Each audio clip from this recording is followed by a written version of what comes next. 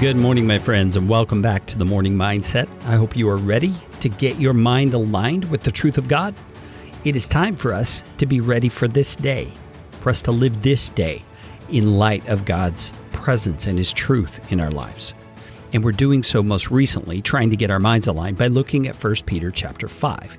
Now, I realize these passages that we're looking at right now are very specifically oriented toward leaders in the church.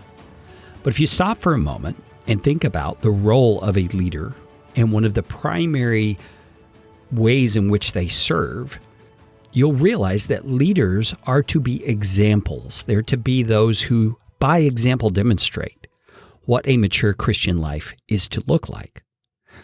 And with that being the case, we can all learn something from the instructions Peter's giving here to the elder, whether we are a church elder or not ourselves. Because these are the people to whom we are to look up to, the people to whom we are to gain understanding of the Christian faith through the way that they live it out. And so what Peter instructs to them can definitely be applied to our lives. Now, Peter has been talking about the motives that come with a person who wants to be a church elder, rather, the motives that might motivate them to become a church elder. And now he's going to move into a section saying something we are not to do as church leaders. He's saying they're not to domineer over those in their charge, but to be an example to the flock. Now, domineering, that is a heavy word, isn't it? It's an ominous sounding word, and rightly so. To dominate someone else clearly is not taking their good into account. It is controlling them. It is putting them into a place where they are forced into certain types of action or behavior or obedience. And that is not what the elder of the church is to be. The elder of a church is to be a shepherd, one who carefully guides those under their care. Now, that's not to say that there will not be circumstances where what we call church discipline needs to be applied in certain circumstances. There are other passages that cover that.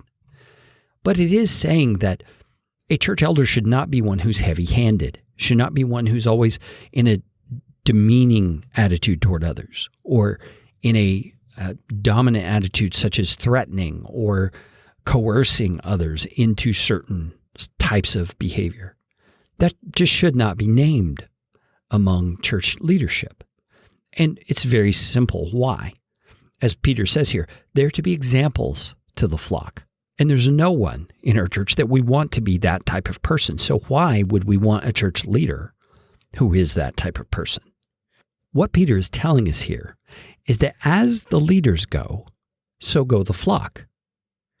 So if you have leadership that is domineering, heavy-handed, coercive, manipulative, then the flock is going to learn that behavior and be that way as well. And many churches that have conflicts and pettiness, things like that go on behind the scenes, you can often trace it right back up the, so to speak, chain of command and see that kind of behavior has been demonstrated for years in the church leadership. Now, it's not always the case, but many times it is.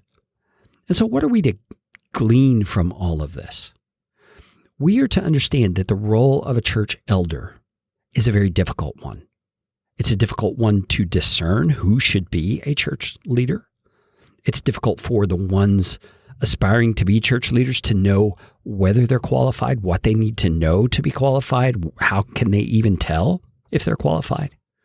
And toward that end, I want to offer you a resource. I created my own tool, so to speak, when I was in pastoral ministry to help me walk with a group of men through the process of considering whether or not they should be elders in the church. It's called the Elder Training Handbook. I'm placing a link to it on Amazon in the description for this particular episode. Go and check it out if you are in need of discerning your own fit as a church leader, or perhaps you have a group of men you as a pastor or a leader would like to walk through this process of discerning a possible church leadership role. That's exactly what the handbook was designed for. And for all the rest, I want to encourage you again. Pray for your church leaders. They need it. Encourage them, give them support, and even tell them how much you appreciate them. And join me again tomorrow.